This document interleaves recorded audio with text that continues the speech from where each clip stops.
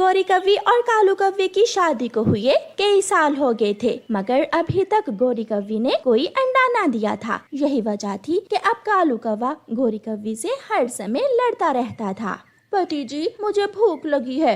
भूख लगी है तो मैं क्या करूं? बांझ हो तुम, बांझ। मैं तो तुम्हारा पेट भर भर कर थक गया हूँ। न जाने कब मेरे घोंसले में भी छोटे छोटे बच्चों की काएं काएं होंगी। पति जी, संतान का होना या ना होना मेरे अपने बस की बात थोड़ी है। चुप चुप कर जा। मैं जा रहा हूँ अपने मामा जी के पास। मेरे मामा जी ने मुझे बुलाया है। ऐसे कहते हुए कालू कौवा घर से निकल जाता है। चिड़िया, आज फिर कालू अपने मामा जी के पास गया है। जब भी वो अपने मामा जी के पास जाता है, उस पर दूसरी शादी का भूत सवार हो जाता है। गौरी, जब हम मम्मा पक्षियों के यहाँ संतान ना हो तो हमें ये सब तो बर्दाश्त करना ही पड़ता है। उसका वो बुढ़ा मामा उसे हर समय उल्टी सीधी पट्टियाँ पढ़ाता रहता है। देख ली है, मैंने तुम्हारे लिए एक सुंदर सी कवि देख ली है। तुम कल ही आ जाना और ब्याह कर ले जाना उसे। मामा जी, वो गोरी झगड़ा शुरू कर देगी तो लगाना उसके। एक दो दिन शोर मचाकर चुप कर जाएगी। जो होगा देखा जाएगा। मामा जी, मैं कल आऊंगा और उस कवि को ब्याह कर अपने साथ ले जाऊंगा। रात हो जाती है। कालू कौवा चुपचाप अपने घोंसले में लेटा हुआ था। मामा जी से क्या काम था आपको पति जी? पता चल जाएगा कल। अब मुझे नींद आ रही है, चुप करके सो जाओ। सुबह हो जाती है। गोरी, गोरी, मेरी वो शादी वाली पगड़ी कहाँ है? शादी वाली पगड़ी? कालू जी, क्या तुम दूसरी शादी कर रहे हो? तो क्या मैं तुम भैंस को मुफ्त में पालता रहूं? मेरे मामा जी ने मेरे लिए एक कवि पसंद कर ली है। मैं करूंगा, मैं दूसरी शादी जरूर करूंगा। गौरी, गौरी, आज कालू तैयार होकर दुल्हा बनकर कहाँ जा रहा था? हाँ, मैंने भी देखा था। उसने तो सर पर दूल्हे वाली पगड़ी पहन रखी थी। चिड़िया और तोते, वो कालू दूसरी शादी करने गया है। अरे उसका वो बुढ़ा मामा, उसने कालू के लिए कोई कवि ढूंढ ली है। गौरी, अब रोने धोने से कुछ नहीं होगा। जो होगा उसे अपने नसीब का लिखा समझकर जीना सीखो। अगर ऐसे हर समय रोती रहोगी तो तुम मर जाओगी। मामा जी, ये कवि तो बहुत सुंदर है। मैं संगीत भी बहुत अच्छा गाती हूँ, सुनाऊं? नहीं नहीं, रहने दो। घर जाकर सुनाना संगीत मेरे भांजे को। पति जी, चले। मैं तो सुबह से आपका इंतजार कर रही हूँ। और हाँ, मेरी सौतन जी को बता दिया है ना? वो मैं कर लूंगा। कालू जी, ये कवि कौन है? पति जी, मैं बताती हूँ। गौरी, गौरी नाम है ना तुम्हारा? मैं सौतन हूँ, तुम्हारी कालू जी की दूसरी पत्नी। कालू, मैं तुझे कभी माफ नहीं करूँगी। जैसे तूने और तेरे बुढ़े मामा जी ने मेरी जिंदगी बर्बाद की है, तुम कभी खुश नहीं रहोगे। चुप चुप कर जाओ। अगर ज्यादा काएं काएं की तो मैं अभी के अभी तुझे घर से निकाल दूंगा। गौरी अपने घोंसले में जाकर लेट जाती है। उठो उठो यहाँ से। ये घोंसला अब नीली जी का है। तुम रसोई में जाकर फर्श पर सो जाओ। कालू जी, सौतन जी मेरी तरफ घूर घूर कर देख रही है। गौरी रसोई में चली जाती है और वहाँ जाकर फर्श पर ही लेट जाती है।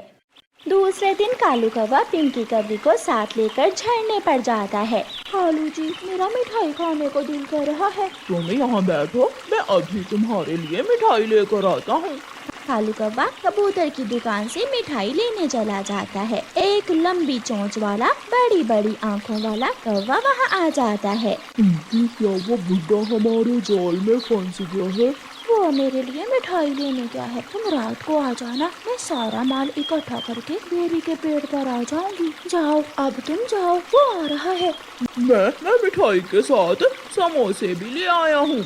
समोसा तो मुझे बहुत पसंद है। कालू जी, कल हमारे बच्चे भी होंगे, मगर हमारे पास बच्चों को देने के लिए कुछ भी नहीं है। तुम चिंता ना करो, मैंने जितनी भी कमाई की है वो संभाल कर रखी हुई है। अच्छा, मगर कहाँ रखी है सारी कमाई? कालू पिंकी के कान में कहता है। अलमारी में रखी हुई है मैंने सारी जिंदगी की कमाई। और कालू जी, अलमारी की चाबी कहाँ है? मेरे और तुम्हारे घोंसले के नीचे छुपाई हुई है मैंने। अब तुम मिठाई खाओ, चिंता ना करो। मैं बहुत अमीर हूँ। वो तो मैं उस बांझ कवि के कारण कुछ खर्च नहीं करता था। कौवा अपने घोंसले में खर्राटे ले रहा था। पिंकी कौवी चुपके से उठती है, घोंसले के नीचे से चाबियां निकालती है और अलमारी खोलकर कालू कौवे की सारी जिंदगी की कमाई एक बैग में डालकर वहां से भाग जाती है। बेरी के पेड़ पर उसका साथी बुरा कौवा आ गया था। दोनों रात के अंधेरे में निकल जाते हैं। सुबह हो जाती है। पिंकी, पिंकी कहाँ हो? अलमारी, मेरी अलमारी खुली है, मेरे पैसे, मेरी कमाई भी नहीं है।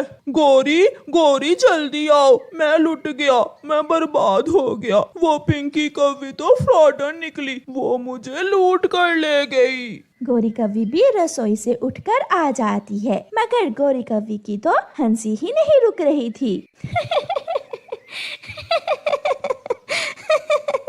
कालू, कालू, मैं भी कहूँ उस छोटी उम्र की कौवी ने तुमसे शादी कैसे कर ली? मगर कालू कौवा तो रोए जा रहा था। फिर कुछ दिनों बाद गोरी एक सुंदर सा अंडा दे देती है और दोनों पति पत्नी अपने घोंसले में खुशी का जीवन बिताने लगते हैं। कालू कौवा और गोरी कौवी घने जंगल में उड़ते हुए जा रहे थे। एक पेड़ की डाल पर उन्हें एक घोंसला नजर आता है जिसमें एक अंडा भी था। कौवा और कौवी वहां आ जाते हैं। कालू, ताजा ताजा अंडा, मैं तो अंडा पीऊंगी। दाना भी है, मैं तो दाना खाऊंगा। नहीं नहीं, मैं अंडा घर जाकर पी लूंगी, पहले मैं भी दाना ही खाऊंगी। कौवी और कौवा जी भर के उस घोंसले में बैठकर दाना खाते हैं। चल कालू, अब चले, ऐसा ना हो कि इस घोंसले में रहने वाला पक्षी आ जाए और हमें देख ले। गोरी अपनी चोंच में वो अंडा उठा लेती है और दोनों कौवे वहाँ से भाग जाते हैं। रास्ते में उन्हें एक आम का पेड़ दिख जाता है। कौवा और कौवी वहाँ से जी भरकर आम खाते हैं। अब कौवी के पेट में इतनी जगह नहीं बची थी कि वो अंडा पी सके, इसलिए गोरी कौवी वो अंडा घर ले जाती है। कालू, मैंने बहुत खा लिया है, अब ये अंडा तुम पी लो। ना ना, मेरा भी दिल नहीं कर रहा, मेरा पेट भी भरा हुआ है। कालू, एक काम करते हैं, मैं ये अंडा चिड़िया को दे आती हूँ, देखते हैं इस अंडे से किसका बच्चा निकलता है। क्या वो चिड़िया अंडे को पाल लेगी? उसके पास संतान नहीं है, वो अकेली रहती है, वो तो अंडे को देखकर खुश हो जाएगी। चिड़िया चिड़िया, मुझे ये अंडा नदी के पास से मिला है, ना जाने किस बेचारी माँ का ये अंडा बिछड़ गया होगा। गोरी, मुझे तो ये अंडा किसी चिड़िया का ही लगता है, इसलिए तो मैं ये अंडा तुम्हारे पास लाई हूँ। तुम ये अंडा रख लो, तुम भी अकेली ही रहती हो, इससे निकलने वाले बच्चे को तुम अपना बच्चा बना लेना। ये सुनकर चिड़िया बहुत खुश हो जाती है। गोरी कौवी चिड़िया को वो अंडा देकर चली जाती है। उस दिन से चिड़िया उस अंडे की बहुत अच्छे से रक्षा करती। फिर एक दिन सुबह सवेरे ही वो अंडा फूट जाता है और उसमें से एक छोटा सा सुंदर सा चिड़िया का बच्चा बाहर निकलता है। मुझे पता था इस अंडे से चिड़िया का बच्चा ही निकलेगा। चिड़िया खुशी से उछलने लगती है। मेरा बच्चा आ गया। मम्मा, मुझे बहुत भूख लगी है, जल्दी से मुझे कुछ खाने को दे दे। आज पहली बार किसी ने चिड़िया को मम्मा कहा था। उसकी आंखों में खुशी के आंसू आ जाते हैं। लो मेरे बच्चे, आपकी मम्मा ने आपके लिए खाना लाकर रखा हुआ है। चिड़िया का छोटा बच्चा भोजन खा लेता है। पहले मैं अंडे में सुनता था चू चू की आवाज, और फिर एक दिन सारा दिन मैंने सुनी काए काए की आवाज, और फिर उसके बाद हमेशा आपकी ही आवाज सुनी। हाँ मेरे बच्चे, वो मेरे पड़ोसी मुझे मिलने आते थे, वो उनकी आवाजें थीं। कालू जी, चल देख कर आते हैं कि उस अंडे में से क्या निकला है। मैं बहुत एक्साइटेड हूँ ये जानने के लिए। मैं भी देखना चाहता हूँ। अरे, पंख तो देखो इसके। चिड़िया, ये तो ऐसे लग रहा है जैसे। गोरी, चुप कर जाओ। चिड़िया गोरी के कान में कहती है, मैंने बच्चे को ये नहीं बताया कि मैं उसकी मम्मा नहीं हूँ। गोरी, बच्चे के सामने कोई ऐसी बात ना करना। नहीं, हम तो ऐसे ही ये देखने आए थे कि अंडे से बच्चा चिड़िया का ही निकला है या किसी कौवे का। कौवे भैया, आप भी ना पागल ही हो। अच्छा, अब आप जाइए, मेरा बच्चा सो रहा है, उसकी नींद खराब हो जाएगी। कालू, अब देखना मैं कैसे चिड़िया से अपने सारे काम करवाती हूँ। मुझे भी गोरी कहते हैं, गोरी। अगर इस बच्चे को पता चल गया कि मैं इसकी असल माँ नहीं हूँ तो ये मुझे छोड़कर चला जाएगा। मैं मर जाऊंगी, मैं जी नहीं पाऊंगी इस बच्चे के बिना। ये बच्चा मेरा ही है, मैं किसी को नहीं दूंगी, मैं इसे सबसे छुपा कर रखूंगी। सुबह सवेरे ही गोरी कव्वी चिड़िया के घर आती है। चिड़िया चिड़िया जल्दी से जाओ और मेरे घर की सफाई करो और मुझे दाना भी ला कर दो। गोरी गोरी क्या हुआ, मैं कोई तुम्हारी नौकर हूँ? कीमत चुकाना होगी तुम्हें इस अंडे की जो मैंने तुम्हें नदी से। चुप कर जाओ गोरी, मैं सोच भी नहीं सकती कि तुम ऐसा भी कर सकती हो। मम्मा ये कव्वी आंटी क्यों आपसे लड़ रही है? नहीं नहीं, तुम्हारी माँ तो मेरी पुरानी सहेली है ना चिड़िया? चिड़िया कव्वी के घर जाती है और कव्वी के घर का सारा काम करती है, बर्तन साफ करती है और झाड़ू पोछा लगाती है। कव्वा और कव्वी चिड़िया को देखकर हंस रहे थे। कोई बात तो है जो मम्मा उस कव्वी को चुप करवा रही थी। मैं पड़ोसियों के घर जाकर देखता हूँ कि मम्मा वहाँ क्या कर रही हैं। चिड़िया कल सुबह सवेरे ही आ जाना, अगर तुमने मेरे काम ना किए तो मैं उसी दिन उस बच्चे को बता दूंगी कि तुम उसकी असल माँ नहीं हो। मैं बताऊंगा उसे कि वो अंडा हमने तुम्हें दिया था।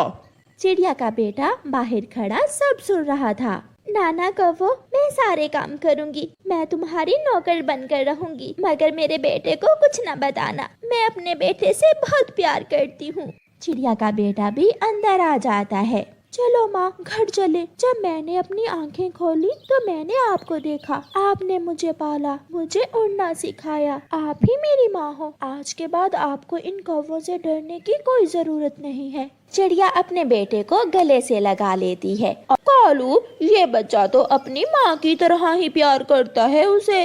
फिर चिड़िया और उसका बेटा एक साथ खुशियों भरा जीवन गुजारते हैं।